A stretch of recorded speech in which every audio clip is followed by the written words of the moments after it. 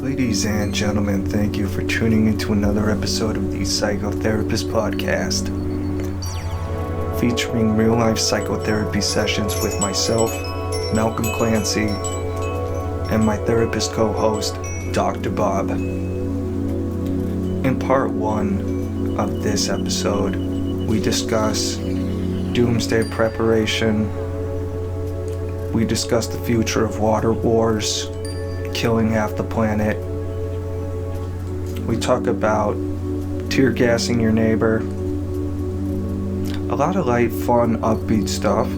It's really great. I hope you guys enjoy it. We'll get a quick word from our sponsors, then we'll get this shit poppin'. Today's show is brought to you by Faces Brewing Company.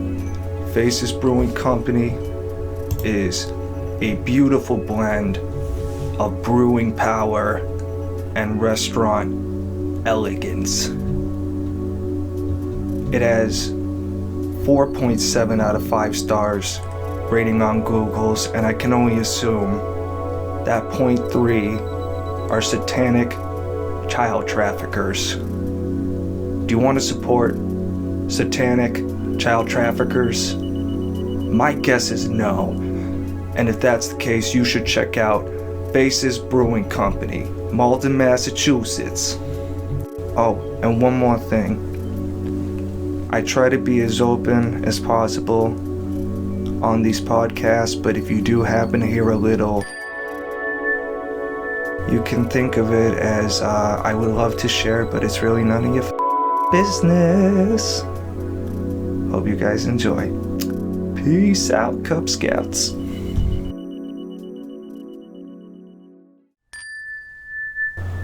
So how are you today? Well, it's been a rough week. As I just told you a little bit offline, I lost all my data on my devices. So I'm in the process of trying to recoup some of that. And it's just been a freaking nightmare. I had a lot of stuff in there and had several devices. But I think I have enough that I can live day to day right now.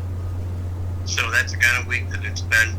And I might be coughing a bit because it's a bad allergy where I am. So other than that, I love your agenda today. It's a good one. There's some things I'd love to comment on because I have some opinions on them. So let me just turn it back to you. So do you want to start with Doomsday Prepper? Because it's something I actually think about a lot subconsciously, and it segues into, it ties into your problem this week because, honestly, bro, I seriously worry. What happened with me was Texas, after they had, an inch of snow and everyone died. It got me thinking, maybe it would just be a good idea to have rations just in case. Why not? Because I'd rather be mocked and ready for, when the shit comes than, laughing at the other guy than begging for his food. Yep.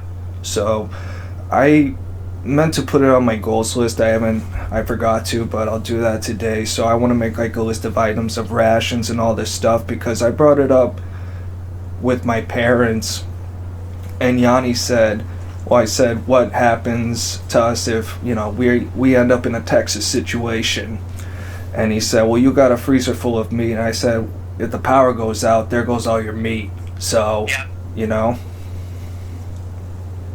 Well, you don't want to be, because the supermarkets can be packed, the whole grid can be out. Not that long ago, I woke up to a power outage that was thankfully back on in a few hours, but all this shit's just got me thinking, bro. An EMP, are you familiar with what an EMP is?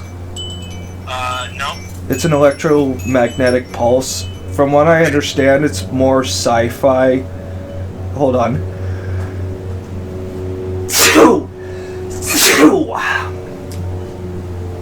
One more. God damn. Was that all on mic? Oh yeah, but I'll cut it. Okay. Because my allergies are a bit acting up as well. But Hold on. Goddamn. God bless you. Thank you. So where were we? EMPs. Yeah, so from what I understand, it's not something, it's a weapon people have. Maybe I'm wrong, and it's more of a sci-fi level thing, but it's not a too distant future thing where EMP stands for electromagnetic pulse, and what it does, the idea of an EMP bomb is that if you just drop it in the city, there's no explosion from what I understand, but all the electricity goes off. Okay. And all the electricity goes off in the city. You give it 3 days and it's going to turn into Cannibal Island, so... Hello? Hey, can you hear me? Yeah, I lost you for a second. Oh. I was saying that the idea of an EMP bomb is that it's not a nuclear explosion that kills, a million people in one blast, but what it does is that it knocks out the power grid throughout the whole city. All your phones are off. Anything with electricity is off. I think that applies to like cars as well. So you really just put everyone literally in the Stone Age overnight, and it gets you can only imagine how it turns into fucking Sodom and Gomorrah. Absolutely. And I worry about that shit, and not even EMP bombs specifically, just the idea that we've gone so far away from our evolutionary development of how all our ancestors and predecessors lived that, just literally unplug the electricity, we'll starve, we'll die.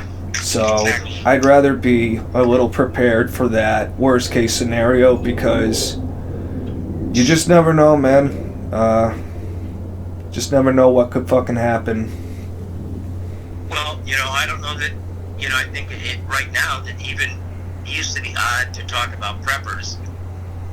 People would talk about preppers as if they were outliers. And my Indian friend, who I'm often mentioned, ever since I've known him, has been a prepper. And he stores the military cans of food and things like that. I forget what they call them. And has been doing that ever since the beginning of time, as far as I've known him. My wife is a bit of a hoarder, and when she talks about this stuff, I would say, oh, come on, there's no need to worry. But what she did was stock up on a lot of things prior to the pandemic, unbeknownst to me, actually. And I'm glad that she did, so that we had happened to be well stocked. And right now, my thinking is that it makes sense to do that, so that when we order things, I order large amounts of things that can last for a long time. Because you're right, once the electricity goes, that's it. And not far away from Sodom and Gomorrah, there's an episode of The Twilight Zone, one of the best episodes, and that was during the Cold War when people were building bomb shelters. And the theme of the episode was that only one guy in the neighborhood built a bomb shelter. And when the bomb hit, of course, everybody freaked out and started losing their minds and tried to get into his bomb shelter and into his stockpile of food. And it got real ugly. It got nasty. People became barbarians. Did the stockpile guy have weapons? Yeah, he did. Did he have enough weapons? No. Weapons are a huge part of this. And I remember posing that question to my sister, Hermione, we now call her. Let's say all the power goes out and it's pure anarchy, and you can grab one thing, one resource, like it can be gas, it can be medical supplies, it could be food, water, one thing. What do you go for? And I don't remember what she said, but I just said guns, because if I have guns, I can take all your other stuff. Right. So. Right. And my friend who was a prepper is well stocked as far as military supplies and arms and crossbows and things like that. And my son-in-law also, one of the first things he did a few years back. Bob, I apologize, but I think a plane's going overhead, and I just heard a motor, so I may have to relocate, but we'll see. But the plane's gone. My apologies. You want to take a break? No, we're good. There was Okay. literally just, there's an airport nearby, and I'm on the porch right now, so as you were speaking, it was just right overhead. Okay, and I was saying, basically that my son-in-law he and his mother, who moved out from the West Coast, have for a few years been what you would call preppers. And they have ordered some of that food that you can stock up that lasts for 25 years. But he also understands the importance of a weapon and none of it else. The rest of having a lot of stuff doesn't make sense unless you can protect yourself. And he has pretty much gone the limit as far as gas masks and hazmat suits and things like that. And I think in some ways he might have gone too far, but I'm starting to rethink that. So I didn't even think of a gas mask, but that's a good idea. Mm-hmm. I had one back in the 60s for protests, and never thought to buy another one. Get some tear gas for all those neighbors that are coming after your bunker. Right, exactly. Or, And I have a neighbor who's building a bunker, actually, so very interesting. I don't want to say too much about it because he uses people from Ireland who come over at different times when they can get into the country, and they work at odd hours, like during the night and stuff like that. And he's actually putting in something that looks like a moat. I think that his purpose is for protection. oh, we're putting in a moat and bailey to protect the Castle of Ireland. Exactly. To the Palisades, lads. Yeah. Yeah. I shouldn't say too much in case he happens to hear this, but Well, what part do you want me to cut out? The moat I part? just want to say that I agree with you, everything you're saying. That I used to think that kind of thinking was crazy, and I no longer think that. Yeah. And I think it's a good idea to stock up ahead Yeah. on things like paper goods, which were, tough to get. When the pandemic started, it was hard to get toilet paper and paper towels and things like that. So I've over-ordered that sort of stuff. And canned goods as well. So, yeah, I agree with you. I'm sad that your family doesn't agree. Does anyone agree in your family? Well, to the extent that, bringing weapons into the house, I never even brought that up because I think that would just be out of the question. And frankly, I wouldn't want weapons around these people. Right. What about the idea, though, But stocking up on some stuff? yeah, they said if you want to come up with a list and figure it out, we can do it. So, yeah, Oh, wow. I'm just going to do a little research, find out what are some good non-perishables, what are, vitamin rich or whatever. Yeah. Now, when I used to camp, I used to got some of this stuff off not on the internet, didn't exist then. But I would get these things, checklists for camping, and it would include stuff like capsules for water. If the water was contaminated, you drop a capsule in it. And when I was camping with my Indian buddy, he would basically just get water out of the creek or lake or whatever and drop these capsules in there. So, you can get that stuff online. Yeah. I imagine it's a whole industry now, basically. Oh, I'll bet. But what I'm saying is if you can, go online and try to get a survival checklist or something like that, you might get some ideas for the kind of things you want to put on your list. Yeah, definitely. Yeah, man, I just think, I guess I'm a little pessimistic about where things could go during the 21st century. There's just, the more and more I've read of history, the more and more I've realized these times that we're living in now, as shit as they might be for a lot of people. Oh, there's another fucking plane. Okay, I don't hear it. So, I do. Recording. I'm sure when you hear the tape you'll hear it, unless I cut it out. But Yeah, man, just I've been watching these videos about futures of the wars, the next decades, and how it's basically going to be water wars. And China and India and all these different countries like Ethiopia are trying to build all these dams to, siphon off water and power their countries. And there's just certain areas with exploding populations where, all the socioeconomic conditions that make for potential water wars. And it's really scary fucking stuff. It is scary. It is scary. And I can't divulge all the information I know from the military work that I do.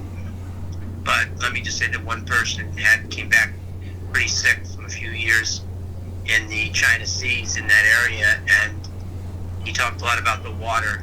I said, "Where did you spend your time?" He said, "In the water." And the reason was it has to do with what you're talking about.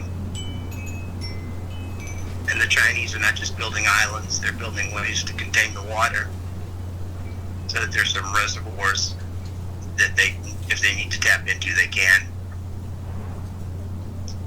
So, I don't think you're crazy. It's not driving you crazy, is it? It's not driving. It's not driving me crazy because I kind of see it as a slow-moving disaster. Like, my prediction will be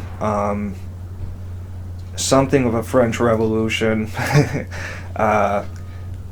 environment where we'll see, maybe over the next 4 or 8 years, more declarations of autonomous zones, just more conflict, and I think people wriggling away. And the thing is with the French Revolution is that the kingdom just went fucking broke, and that was pretty much, it after decades, and they just kept kicking the can down the road. And, with these ridiculous, it's possible, I've heard the theory that with the petrodollar, as long as we have that, we can basically soak up as much debt as we fucking need. But, to me, it's kind of it's like the boring elephant that no one thinks about. But, at some point, this shit's gonna come to a head. Things can't go great forever, No, but when you say the French Revolution, I and probably most of our listeners don't know what you're talking about, where you see the comparisons. Could you talk about that for a minute? A lot of weird cultish behavior, for one thing. There's a lot of different sort of cultural and economic conflicts going on where things are getting more hyper partisan. People are getting more in their bubbles. There's just a constant air of conspiracy theories, and there's these shocking moments that upset the thing.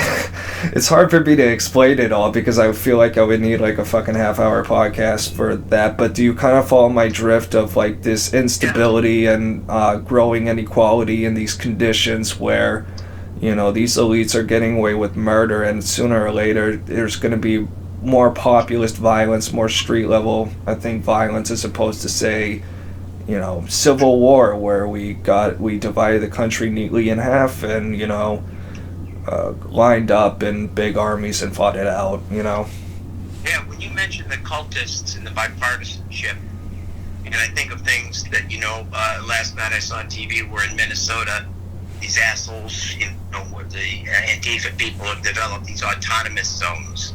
How do you declare an autonomous zone? Right, including a neighborhood. It's the neighborhood. They decided nobody comes in or out. So they've sent you locked in people who live in that neighborhood. And they've got these signs up, and they would say to people who approach it, why do you want to come in here? You can't come in here. And of course there's no police because they've defunded the police. And that's the kind of thing that I'm thinking about as you talk about these different sort of cliques or cultist behavior, like cultist-like behavior during the French Revolution. Those are the things that are scary.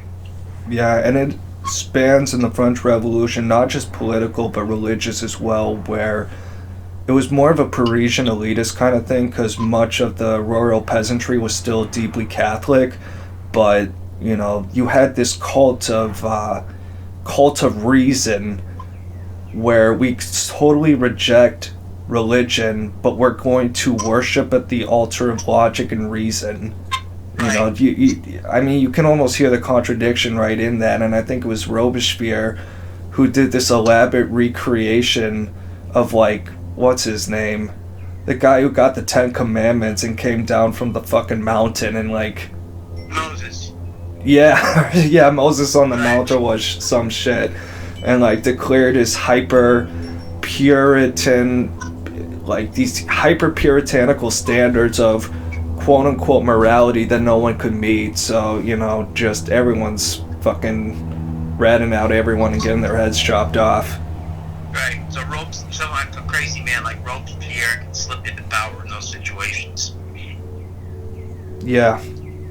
Okay. Yeah. It's an interesting point I heard from Dan Carlin, one of his podcasts, where he discusses theoretically the World War I German army versus the World War II Wehrmacht, and not literally in the sense where they'd be gunning it out, because that would be silly, but he made this very poignant point that World War I German army was a lot less ideologically driven and was a little more geared towards merit and competency, to the point where Germany in the last year of the war still could have won, whereas Nazi Germany, which was just super fanatical and driven by, I mean, you can say a religious level cult of hate. You know, merit and such doesn't quite matter as much, and his Carlin's point was that in World War I army, Hitler, you know, wouldn't even be in the room of, like, the decision making and such, you know. Right, because that was based on ideology, basically. Dogma Right. ideology. Hitler's dogma and ideology. Right, and also just the hyper-nationalist, you know, ideology and all that stuff. The stuff that people try to accuse Trump of, which was very far from the truth. When he wanted to put America first, and they decried that he was another Hitler.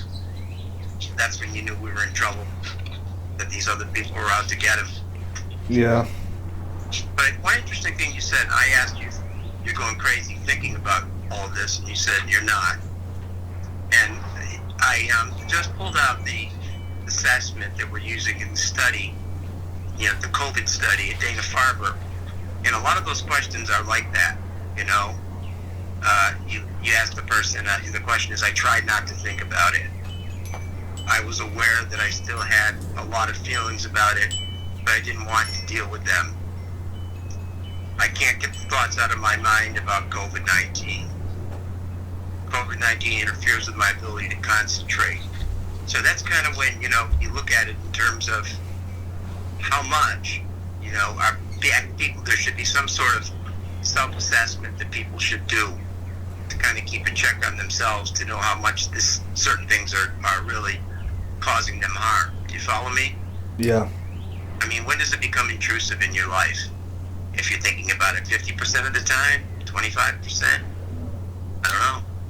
Yeah, it's hard to quantify, but I would say as far as COVID, my attitude is kind of like being in a car that's fallen off a cliff in free fall. There's just, you know, kind of a liberation and 100% hopelessness, because frankly, I just get this feeling, it's almost like a random lightning strike thing, you know, like you were so careful but you still got it. And the thing is, I just don't really believe, you know, people will probably want to hang me for this, but I just don't believe the science on this thing is, you know, at that concrete law of gravity level. I'm not saying there aren't trends that are probably right and such, but just looking at the death per capita per state statistics, it's so fucking all over the place. The only pattern that I could recognize because as far as super lockdown states and super open states, it's all over the place. Florida is like fucking 26th, even though it was supposed to be the Holocaust. But the only pattern I could recognize is that the ones that at the very bottom of the list, that had the lowest deaths per capita, were just really lowly populated, spaced out states like, you know, Idaho, North Dakota, shit like that. Yeah, I don't, I have to be careful with this. I don't want to break confidentiality, but I have two patients who don't know each other, but basically suffer from similar conditions. Call it Morgellons or Lyme tick or whatever. Lyme tick, big doctors that scientists have used as an excuse to describe a condition that people encounter after a certain bite or scratch or something that really is caused by mutant ticks or flies or whatever. But it's sort of like people don't want to talk about this particular virus being created in a laboratory. But we're way off target, so I'll make this short. But I had a three-way conversation with them because they see doctors who are off the outliers, who prescribe different kinds, everything from essential oils to certain treatments from other countries that are not allowed in this country. And one of the doctors that one of the people saw has recently been, and she's a doctor who has two practices, a normal practice and a sort of underground practice, where she uses a lot of these other substances, alternative treatments. And she just got called out by the American Medical Association, and they threatened to take away her license in Massachusetts for prescribing some of these. Basically, they're botanicals, or they might be tinctures, mixtures, compounds to people to treat these conditions, which help these people, but they're not recognized as legitimate by the medical associations. You follow me? Kind of. Yeah. Anyway, so I guess that, you know, long-winded discussion there about people who, you know, are being treated outside the lines, and there are some doctors who are willing to take that risk to treat them, knowing damn well that they're being lied to by the, you know, quote, the scientists in America and across the world, that there's a lot more to this than meets the eye. You just sell it to the people one way. You don't tell them that there may be, you know, certain insects or animals or whatever that have been injected with a certain virus, and that they carry it from person to person, and that's how it starts. But it begins in a laboratory. You follow me? Yeah, and I don't understand why people have struggle so much with the idea of it being in a lab. Like, right. This thing ain't fucking natural, bro. No, it's not. But we're going so far off course, we really are outliers here right now. Can we get back to some of the other items that you had on your, some very interesting stuff you had on your list today? Sure. Can I ask you how you got, because again, it's unusual that I would hear from two patients roughly the same age in the same week about the Hof breathing technique. How that came to your attention? It's something Harry brought up to me. Harry Potter. Okay. Literally? What do you mean literally? I mean, is it in a Harry Potter book? No. Remember how is now Harry? Yeah, got it. Okay. Yeah, so Harry Potter showed me, he showed me Wim Hof technique, and for the last couple of days, including this morning, I've done that 11-minute video I sent you of the breathing. I do it with the headphones, and I fucking love it, because it's a mix of, it's not just the breathing, there's all these sounds and background noises, and during, you know, sort of the cyclical part of it, there's, you know, even it sounds like a fucking war drum or a Viking ship drum going on, you know, while this fucking beast English guy is just like, okay, breathing out with the stress. Yeah, it's very aggressive. It's a very aggressive form of breathing. And not everybody can do it. I can't do it, because of the lung problems I've had. Mm. But he also, incorporates that element of using ice, baths and things like that, which a lot of people don't pick up on that part of it. Are you familiar with that? Yeah, Harry mentioned it. It's something I'm going to wait until it warms up a little bit. From what I understand, you can just take a normal shower, but for the last minute, you just blast that, Cold. That cold, yeah. And now, how did Harry hear of it? Not sure, but seems to be a viral thing. Viral in terms of it's viral on the internet right now. Meaning, like, if you type in Wim Hof on YouTube, like, the videos will have millions and millions of views. Okay. It's interesting because he's become very hot lately, and I'm not sure why. But it seems like some people have picked up on him, and he's really just, all over the place on the internet. And interestingly, he was on a TV show a few weeks ago. Somebody did a public interest segment on him, a long one that really got into his history and background. And since that time, I've just seen it all over the place on the internet. And I just think that, it is viral at this point. I don't know why. Been around for a while. He's been around for a while. And the book Breath, that was a bestseller a few years ago, mentions him. They give him a few pages. They talk about his techniques, which are actually developed from some ancient techniques, and has led to some experimentation, in the United States to prove his theories. Like Harvard Medical School did some research, and that eventually led to Herbert Benson, who wrote the relaxation response, doing some research, basically to substantiate his claims that this stuff worked. But if you want to really get back to the roots of it, there was a practice called Tummo breathing, T-U-M-M-O, which was at the origins of this type of breathing, and he studied that. And it's a kind of breathing that the monks practice in some parts of the world, where they can, sit in 7-degree weather, for 24 hours and not feel cold. And basically, when Hof started, he was a bit of a circus freak. He did these events, and then people would, record them, and audiences would show up at them, and he would sell himself. So that part is very interesting. I mean, he would do things like submerge himself in water, ice, I think a vat of ice water for 3 hours or something like that. People would come around and watch it.